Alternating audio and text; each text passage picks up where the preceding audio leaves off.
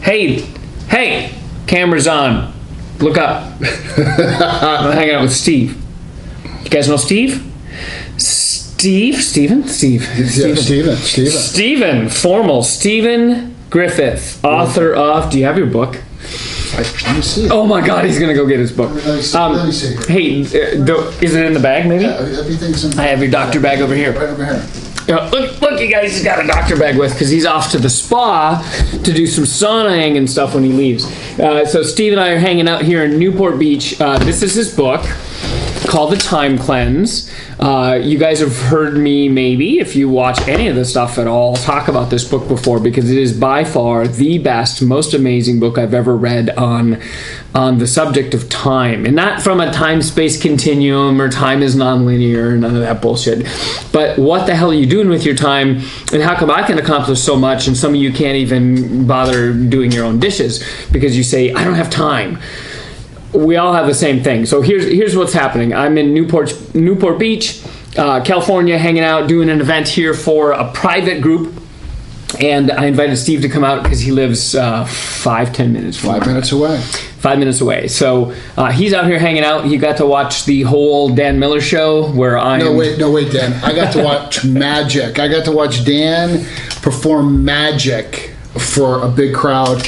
It was awesome to watch you, man. It was my first time. We've been talking for months now, and I love your stuff. You've got me on your nutrition program, and I'm drinking your Kool-Aid. Drinking my Kool-Aid. What I love sugar-free. Yes, but what I love about what you do is it's a perfect complement of what I do. So I'm helping people get their time back, perform with their time, and you're doing something just as important, which is adding longevity. What is it, 113? 113. And a better amount of quality of the time. So all the stuff that I watched you speak brilliantly about is adding quality and increasing performance each day with the tools and the tactics and the tips that you're giving. Right.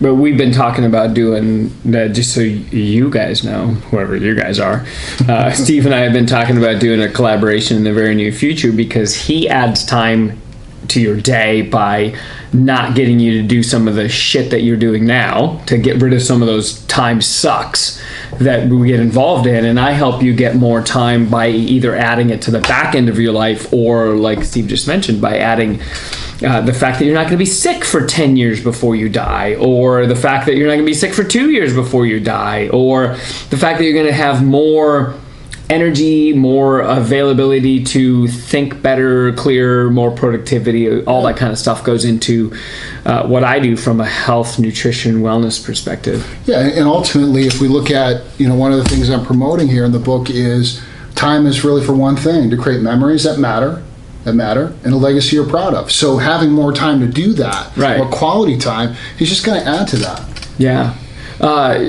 So you guys, without this being a commercial for Steven's book, and I want you to understand that we're hanging out anyway, so we thought, hey, let's turn the camera on and chat. And we're going to be out on the deck, but it's a little loud out there. Do you guys want to see out on the deck? Or? Oh, yeah, they got to see. I got to show you guys out on the deck. Why don't you come with me and let me show you these. Let's go out onto the deck, shall we? We're going to go out. If I can get the door open. It's high-tech security here. We're going to go out on the deck. Look at this. So this is why we're not out here. It just gets a little bit loud out here. There was a lot of movement earlier. There's airplanes that go by. Welcome to Newport Beach, California, huh? Yeah, we had a nice paddle out. We had a nice paddle out here yesterday. Yeah. Dan and I went out for a long paddle, and we were out paddling, getting on the paddle boards and hanging out here in this beautiful, amazing California sun. So and creating great memories. Creating great memories with all the time I have, because I only work half days, and yesterday was just a travel day. Yeah. So now you guys get to come back in here with us, and you can hang out right there. How's that?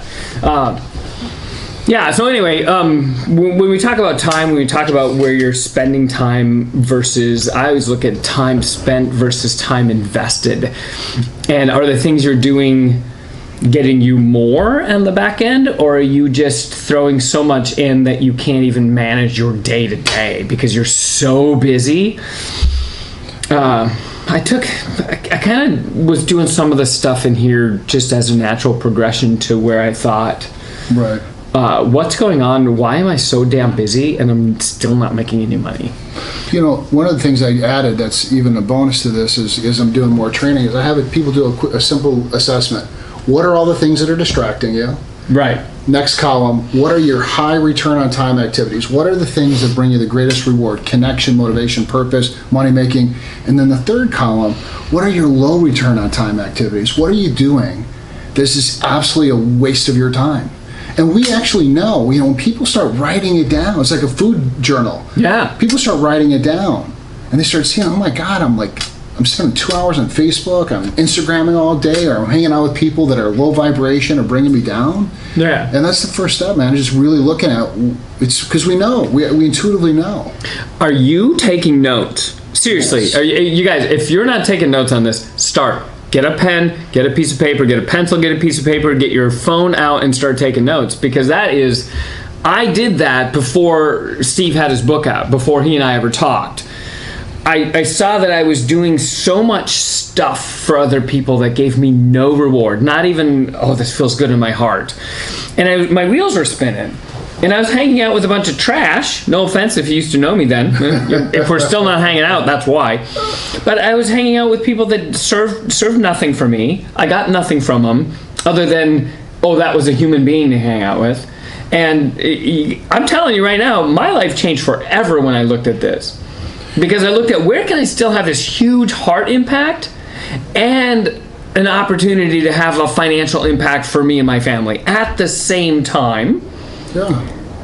And I just cleaned up my list. Stop doing some of the bullshit that's just wasting time that you're using as an excuse to run away from reality, and it's actually making things worse. Well, and people aren't used to saying no. I mean, part of the book and just in the work that we do is really looking at it and say, is it time to say no to these distractions, no to these people? Because a no to them is a yes to your hopes and dreams. And I'm not saying to be selfish. Right. On one hand, I am saying, hey, take care of yourself, take care of your family, so you can then be of service to others versus always being of service, which really isn't a service. And a lot of times we're martyring yourself. Right, exactly. And a lot of times we're enabling people.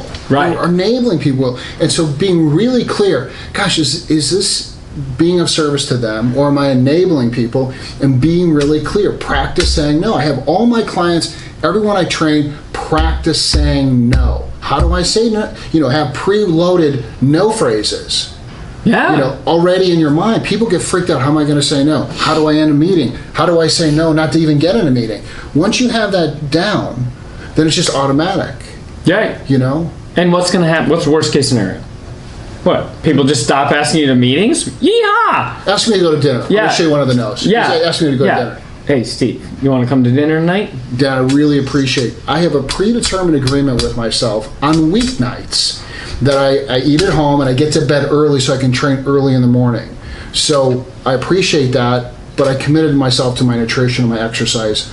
You sound like a selfish dick. I'm never asking you to dinner again. No. Now, if I do want to go out to dinner with you on a Saturday or Sunday, I'll just say alternatively. Yeah. But you've got to practice and be aligned with saying no. And when you do that, now if you listen to what I said, I didn't say no to you. No. I said yes to my commitments. Right. And I've never had anyone, I've taught this thousands of times, used it thousands of times. No one's ever going to go, oh, you have a commitment with yourself? You're not going to go, oh, that sucks. Yeah, people go, oh, okay. And they don't feel like they've been, marginalized or said no to. They respect that. Well, and this is where the whole you're selfish versus you're taking care of yourself comes in. And this is what I hear a lot from my clients, from people that I work with in the corporate world, from Vistage clients, is, hey, I don't want to feel like I'm selfish, so I'm going to do everything for everyone else. And then when I'm sick, when I'm not feeling well, when I'm broken, well, I did it at the service of others. Yeah, that's all bullshit. It's total bullshit.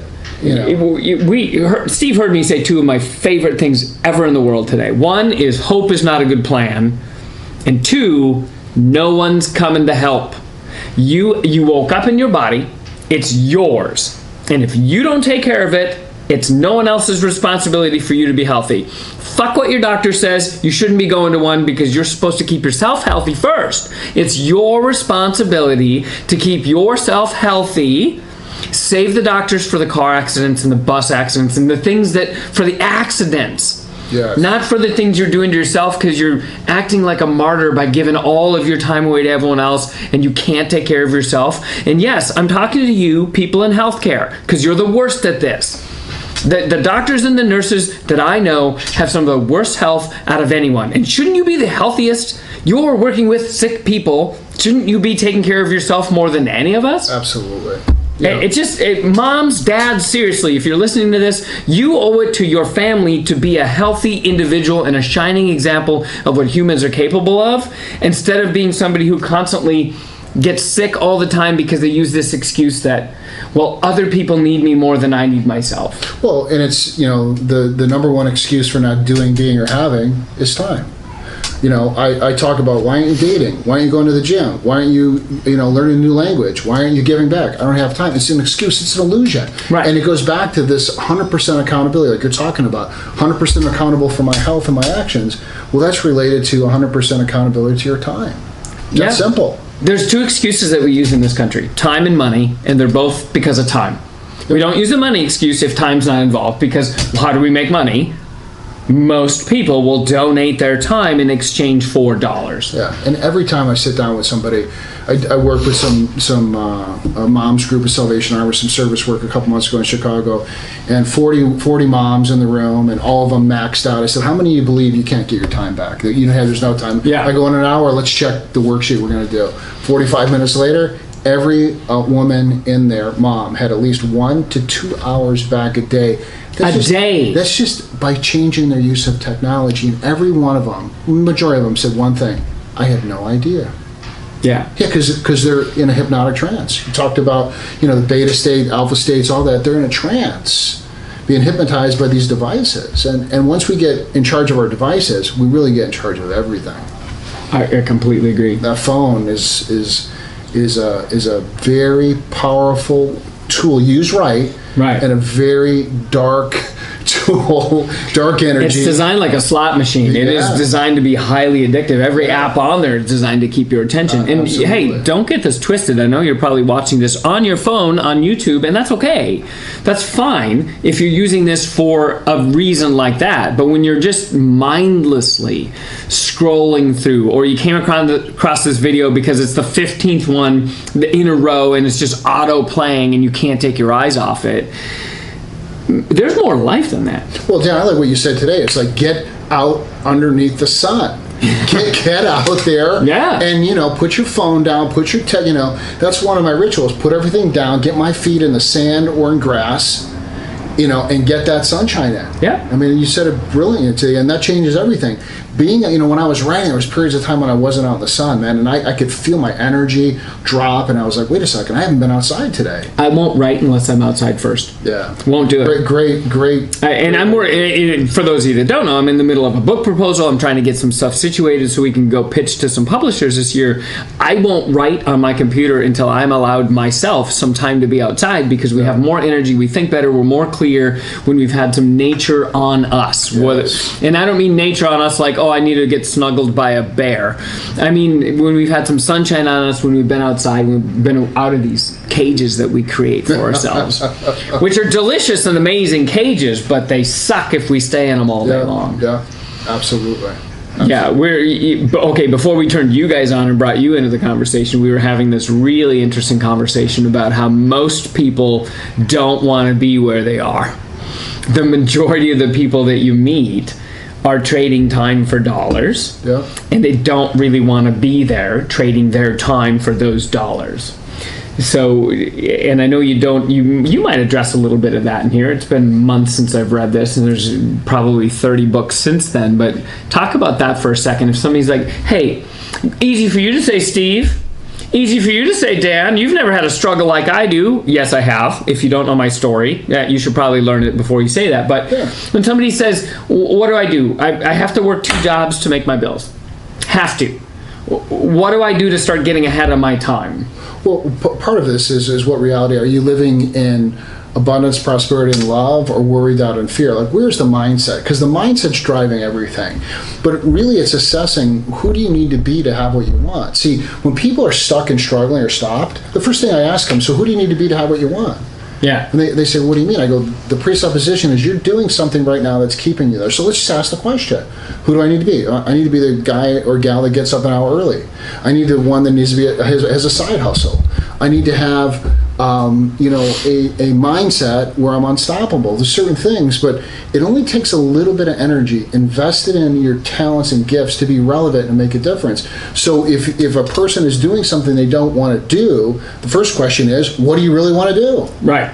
And to stop making the excuse, I don't have time, I need 2 jobs. As soon as you make a decision that you want something different, unseen forces show up. It's that simple. When people work with me or work with you, as soon as they start working, I'm going to work with you, the energy's already Everything shifted. changes, yeah. So it's making a decision, it's going to be different. And I don't know what the path is for somebody today, but you know who you are, what the path is, but you have to stop. One of the things, the great thing about the time cleanses is we align your values, what's really important, and then we do one thing that's just absolutely the magic. And it's really not magic, but it shows up like magic. When you stop and ask the question, is this contributing or contaminating to my happiness and success? Then you start eliminating those things, and then what was resistance is now clarity. But each and every person out there that's struggling, I get it, I've been there. I've been in careers that I didn't love. Oh God, me too. I've been in bodies that I wasn't in love with. I mean, I was fat or just injured. I've been through all of it. Oh my God, he's getting metaphysical. This is not his first body. So, understanding that it's the decision. People say this to me all the time. It's in the book, the someday syndrome. Oh yeah. When I lose 20 pounds, I'm going to go to the gym. When my kids are off to school, then I'm going to start dating. Okay? Right. Someday is not on the calendar. And it doesn't work that way. You see, that's bottom-up thinking. And Einstein, as you know, said this: you can't solve a problem at the same level God created. So you have to make a decision, and then the resources and how it's going to happen show up. Right. You know that. Yeah, so it's kind of similar to what I talk about in health. Act like a healthy person right now today, and then watch what you look like 9 months or 90 days or 2 months or 1 month from now. Act like a healthy person now, and you become a healthy person. You change the action, change the mindset first. Instead of saying, one of these days I'm going to lose the weight, or I want to lose 30 pounds. How about you just act like somebody who's 30 pounds lighter? Tell me what they would do on a daily basis, and then you just naturally become 30 pounds lighter. It just happens effortlessly. Well, Wayne Dyer, one of my early mentors, change the way you look at things, what you look at changes. It's that simple. Right. I mean, when I say it's that simple, it really is. I mean, is it easy? No, but it's simple. It's right. It's simple. Hey, life sucks and it's not easy for any of us, okay? I woke up the other day in a hotel room. I had no idea what city I was in. I didn't know what day it was, and I was scared awake because I fell asleep and took a nap without my alarm set. Life's not easy for any of us. Even this glorious life that I live sometimes gets dicey. So we have to be a little careful, but it's simple. I get on an airplane, I talk to people, they give me money, I go home. Simple, but not easy. So when Steve talks about this is a simple thing, you pay attention. It's simple, but that doesn't mean it's easy. Nothing awesome in life comes easy. It all requires effort. And effort sometimes sucks. So you inspired me to get back into the infrared sauna. Your work and your knowledge based on that. I got to hear you brilliantly talk about it again, which, in 20 minutes I'm going. Yeah, right. Appointment. But one of the things that happened, I think we shared this with each other, is that, so it was early on my return, and it was 158. It was the last 10 minutes. And I'm like, man, I got to open that door. Yeah. I mean, this is really uncomfortable. And then I was like, oh, don't do that. Don't. Sometimes I do, but today was one of those days where I made a decision. Doors closed, 40 minutes, and then I'm out. Staying in. So that was a decision I made. Right. So I had a choice. I could go against that, and that would be okay. Yeah. But I said I made a commitment. But then I did this. So I had a little self-compassion. On one hand, I put both my hands on it. I said, man, Steven, this sucks. It's really hard. It's hot, your body, it's just like your skin feels like it's coming off. On the other hand, I said, but you can do it.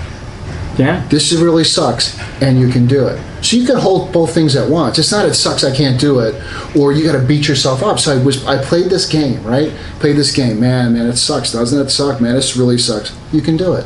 In the last 7 minutes, it took some time, man, because I was just looking at the door, going, just get out. You know what it's like. Oh, I'm telling you, if it doesn't get dicey in the sauna, you don't have it turned up hot enough. But then I just got to it goes back to, it's not necessarily going to be easy. I mean, it's easy, but it can be hard. You can have both. Yeah. And to just say, okay, be there for yourself, be compassionate, but push yourself forward. And I think being compassionate with your health, with your time, not checking out, not making excuses, saying, man, I had a tough day today. Yeah. Okay, great. You can still do it. Good, you had a tough day. Yeah. Guess what? You know what? If you had a tough day in the United States of America, you're one of the luckiest people on this planet, because nobody shot at me today. I'm not going to starve to death, and the water is so clean I can drink out of the toilet and not die. We forget that. We live in one of the most awesome places ever, even for your day to suck. We really do. And we complain and we bitch and we whine because it's so damn easy to get food that we have to find an adversary. Yeah. So we find it in the guy in front of us in traffic. We find it in the coworker that we just don't like the way they dress. We find it in somebody on Facebook who has a different political opinion than ours. We find an enemy because life is so easy, we don't have them. And for 2 million years, we had lots of them and they would eat you. Well, to your point again from today, I'll keep quoting you. So I think you said it really clearly. Like, so it's so easy to get food and water. I mean, we're in Newport Beach. This is one of the most beautiful places. But these other countries, and you would know the numbers better than me, all they're doing, as you've educated me, is they're waking up and figuring out one thing. How am I going to drink water? And how am I going to eat? When you have that mindset, you're not going, God, my belly's a little fat. I don't like how she's looking at me over there. We're saying one thing. How do I take care of my family and survive? Yep. And you know what? It's really interesting. Those cultures, and I've seen them. They're usually a lot happier because they have tribe, as you talked about, but they're all coming together to survive. Yeah. And it's not all this individualized way of being. They have to come together to survive. If you're not part, I'll tell you this that's listening, and I don't know if you're 19 years old or if you're 17 years old or if you're 45 years old or if you're 60. This is true for all of you. If you don't have a close group of tribe, if you don't have friends to support you, family to support you, that's job number one, is go find some people to hang out with. We are tribal creatures, and if you're alone, you get eaten. Because we're the weakest things in nature, we're the slowest things in nature. We just suck at being out in the wild if we're alone. If we're with a tribe, good luck stopping us, because we can do some amazing things. And that's why anyone that knows me, anyone that watches this and says, oh, I know Dan Miller, he's always around other people, he's always doing partnerships with other people. Yeah, because it works in business too. I'm not going to do anything alone. I'm going to surround myself with people smarter than me, stronger than me, that are better than me, and I'm going to partner with them, because that's how we succeed in everything. Dan, my favorite quote: we always do it ourselves, but we never do it alone. Ever. And once, I learned that a long time ago and really embraced that. There's a lot of people, oh, I don't need help, I don't need coaching. I'm like, great. I mean, for me, I want to buy speed. Yeah. I want to go to you and go, how do you help me be the best version of a human being in this physical body?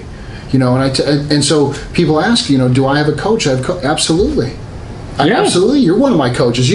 Because I want to go to somebody that's dedicated their life to an outcome, right, that they're an expert. Yeah. That's what I do when I help people. It's a performance gap. You're here, you want to get here. What's in here? Time and resistance. Yeah. I want to do that. Me too. So it's funny when I meet people and they're like, oh, what do you need a coach for? You don't need it. You don't need it. Right. But if you want to accelerate your results and maximize your time here, get around people that not only have done it, this is the key, still doing it. Still do it. Not done it, still doing it. Right. Because at the pace that our world is operating at, have done it even 6 or 8 or 12 months ago, that could be not even relevant anymore. Radically different. Yeah. Radically different. Can you guys tell, by the way, Steve is moving, that he used to be a fighter? Because if you're watching his shoulders, you're like, that guy knows how to fight. That guy knows how to fight. What did you used to do? You used to punch people in the face? I gently reminded them that they were in front of me with my fists. Okay, yeah. Boxing, amateur boxing. Yeah, gently reminded them. Gently reminded them, yeah. Yeah, but so that I think that goes back to really, you as you said, tribe. And one thing you said today that I loved, I never thought of it this way. I've been watching a little bit more Netflix recently. Yeah. Mindful, but a couple of times I get hooked. I'll do my binge. I'm in. What are you watching? Gosh, what was I watched The Sopranos again. Oh, did you really? I loved it growing up, when originally, but I watched it. But I realized when you said people go to Netflix because of tribe, and I thought, wow. Right? Yeah. Like I never put that part together. So let's tell these guys what that means. So if you haven't heard me speak, here's what he's talking about. Why do people watch Netflix before bed? Why do we feel better when we turn on the TV and we watch our favorite Netflix show?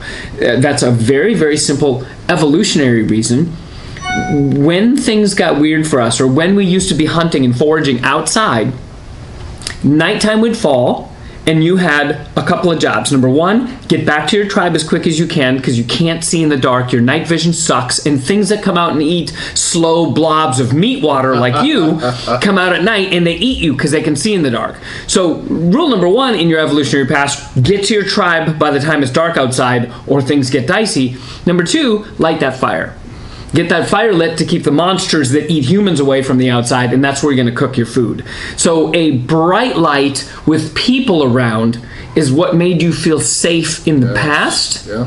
What do you get when you turn on Netflix? Exactly. A bright light with people around. Yeah. It just happens to be in the wrong spectrum of light because the television gives you way too much blue, and blue light isn't supposed to be in your face at night. So there's some things that are hurting us with that, but that's the reason why you keep going there. And, when you look at Netflix or any of these shows, man, you get to control your tribe. Oh, I don't like that tribe? Next tribe. Next tribe. Oh, this tribe sucks. It's not even funny. Yeah, let's kill I'm it. going to turn on The Office. Yeah. And if you don't think The Office is funny, shut this video off right now. I don't need you as a friend anymore, and you don't need to watch my stuff because The Office is hilarious. But that was a really, really, really great insight. Great insight. But there's so much stuff that we've forgotten that we used to be. You guys, and I asked Steve the other day if he ever talks about the original affluent society. And the original affluent society still lives on Earth today. And it's not the trust fund kids. They're not affluent at all. There's a lot of those folks that are really broken and really sad. The original affluent society were the hunter-gatherers. All they had was time. And think about this. All you have to do is get food, make sure your shelter's in order, hang out with your tribe. That's all we need as humans. Food, shelter, tribe. That's it. Those are your needs. Water is in there, but that's in with food. Everything else is extra. If you have food, shelter, and tribe, you're one of the richest people on the planet. Yeah. Well, the original affluent society was the hunter-gatherers because it would take them, and it still takes them. They're living on this planet today in the jungles and in the savannas of some of the desert regions of the planet and in some of the pole regions. 4 to 5 hours a day to get their shelter built back up, to get the firewood, and to get their food. That's it. Yeah. 4 to 5 hours a day. Tell me if you're watching this video, if you have everything you could possibly need and you're working half days. Because I bet you're not. Most of you are probably working 9 to 12 hours a day, some of you more. I know, because I used to work 75 hours a week. That's how I used to, because like, why turn the TV on when I can just go make more money? That makes life easier, right? So that's how I used to do it, and now I'm back to working half days. Yeah. I worked 3.5 hours today and I'm done working. The rest of the day is the comedy club in Hollywood and hanging out with Steve and eating some beautiful food at this amazing resort that I am fortunate enough to stay at. Not lucky, because I make my own luck by working hard. But I work half days. I have everything I could ever use for half days. What that means, though, too, as an entrepreneur, and there's another side discussion here, is that I also answer emails on Sundays where a lot of you aren't at work and you don't have to think about work. Work never leaves me, but I'm always on vacation at the same time. Yeah, and it's interesting when we look at the evolution of the cell phone, right? Yeah. You can draw a direct conclusion to increase of everything, stress, heart disease, all these stress. Suicide in our teenagers. Right, so now we look at this and we go, well, wasn't that device supposed to give us more freedom? It is the exact opposite. It tethers us to everything. And back to a lot of the productivity studies that really talk about that 4 to 5 hour window of focused productivity will outwork 8 hours, 10 hours. Done. Yeah. You don't go to the gym and do 40 bicep sets on your bicep. It start tearing things down. That's what we're doing with this excessive working. Yeah. Yeah, you guys, it's important to unplug, but let me put it this way. If you're working more than 5 hours a day and you don't have everything you need, maybe you just go move back into the jungle, because that's where that lifestyle is. Or start working smarter, start working more. This is where we talk about the whole multitasking. Multitasking is impossible. You can't do it. You can't be, oh, I'm a master multitasker. No, you're not. You're actually lessening your effectiveness in everything that you do when you try to do multiple things at once. Absolutely. And when we look at multitasking, and I talk about this, a lot of the work that I do with the people that I'm with is now not every hour is equal, and getting people to really understand. Part of the time cleanse is getting hours back, but it's not just getting hours back, it's the quality of the hours you have. I have a lot of executives that are home for 4 or 5 hours in the evening, and 3.5 or 4 hour of those are checked out thinking about what's at work. Yeah. But an hour fully focused with your kids, your partner, husband, or wife can have a 10x effect. So and it melts away, doesn't it? Right. Right. Fully focused means I don't know how much time I've been doing this. Exactly. And we have this, what I call a compounding effect. An hour of fellowship with you is going to carry into the rest of the day and me feeling good. Yeah. A time hangover, what I call, is if you're with somebody that's a negative Nelly, or they're just, they're sucking, they're a vampire sucking your energy, now you have a hangover for the rest of the day. Yeah. So it's not just the hour spent, is what is the effect afterwards? And right. People aren't thinking about that at all. And we think that, well, this is just my friend. That's just how they are. No. If you got somebody in your life, well, look, if you're watching this video and somebody in your life is complaining, they forgot. They forgot how easy their life is. Because this life in this country, and I don't care who you are, if you have the luxury of watching this video, you're one of the luckiest people in the world. Congratulations for being born. You won the lottery. You absolutely won the lottery. Welcome to the 1%. If you have a car and a phone, you're in the 1% of the world. Yeah. We have a tendency to compare ourselves to the guys that own these huge boats out here and forget that we should also be comparing ourselves and how lucky we are to the people who didn't get to eat today. Yeah. And I don't mean in this country, because that's food insecurity. I mean the people who are going to starve to death because they couldn't find food.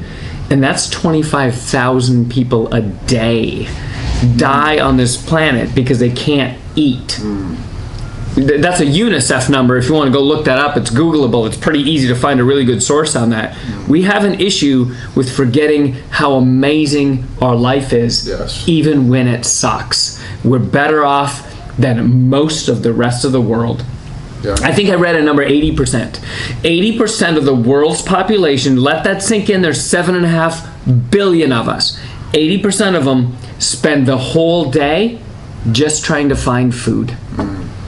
Or working hard enough to just be able to pay for food that day. That is 80% of this world. And if you don't travel outside of your little bubble and you think that that's wrong, you need to get out more. You need to come on a trip with me or my team when we go to Peru, and you're going to meet people that you're like, oh my God, how are you smiling? Look at what you have to do every day. That's life. And that's been life for thousands of years in some of these areas. We just forgot because I woke up and got on an airplane. I got to keep reminding myself, this is extraordinary that I'm staying in this hotel. It's extraordinary that I own a camera that I can record this on, that I know somebody like you, that you can write a book.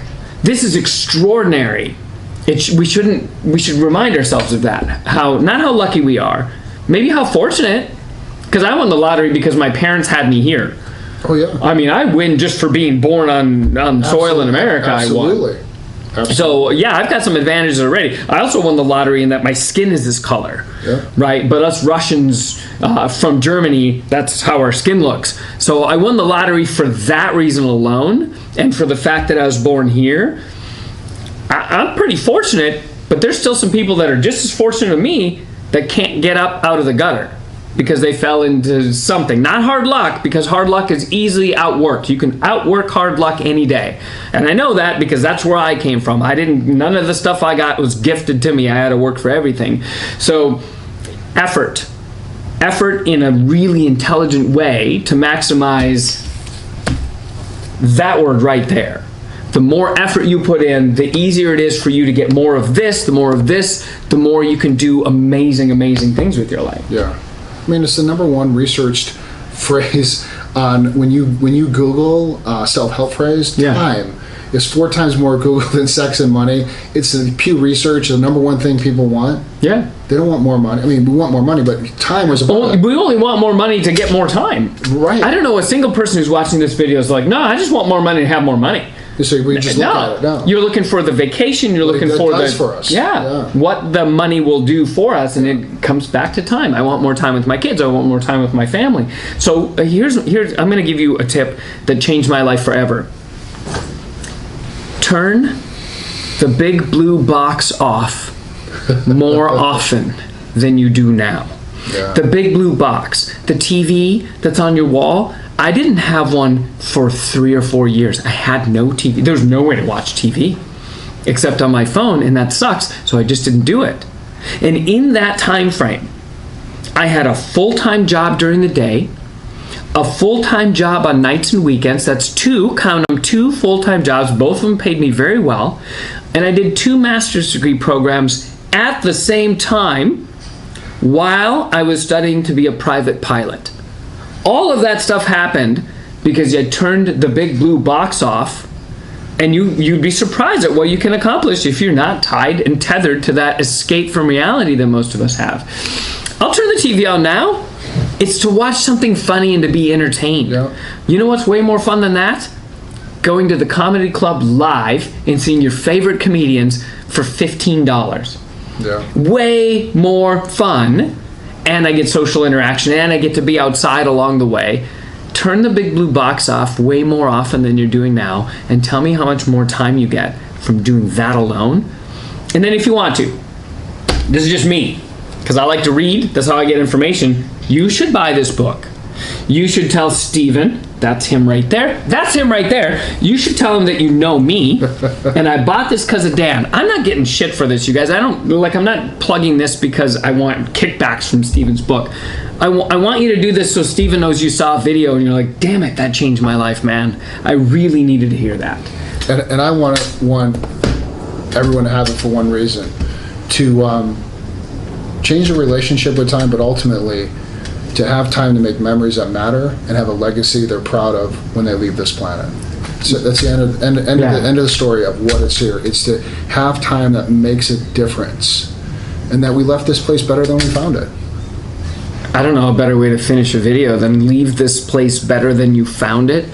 Pick up your shit, get on with your life, and leave something amazing for the people that love you. Maybe you created some of those people. Maybe you have kids. You created your own little parasites that are now sucking off this earth. I don't know. I mean, I love them if you created them. They are parasites until they're born, you know, right? If you don't know that. If you're pregnant with one, it's a parasite until you have it. But if you made your own kids, you want to leave this place better. My mom died just last Monday. I don't know if she left it better. She did love us, which is really good. Well, she got you here. But so maybe that's a good thing. But she left in pain, and she left with regret and sorrow. I don't want you guys doing that ever. So if you don't listen to me, you should probably listen to me and start acting more like an animal than you do like a human. And if you don't listen to Steve, you should probably listen to Steve and stop wasting your time on nonsense that's not fulfilling you, and start spending your time on things that can leave you the memories and the legacy and the joy and the happiness. Yeah. And if you need more help, Steve, where do they find you? StevenGriffith.com. StevenGriffith.com. It's Griffith! He knows what I'm talking about. And you guys know where to find me, DanMillerWellness.com. Until I see you next time, I love the hell out of you. Mwah. Hey, favor before we go. If your mom and dad are still alive, you go hug them right now, because you never know when it's going to end. Mwah. Love you. Bye.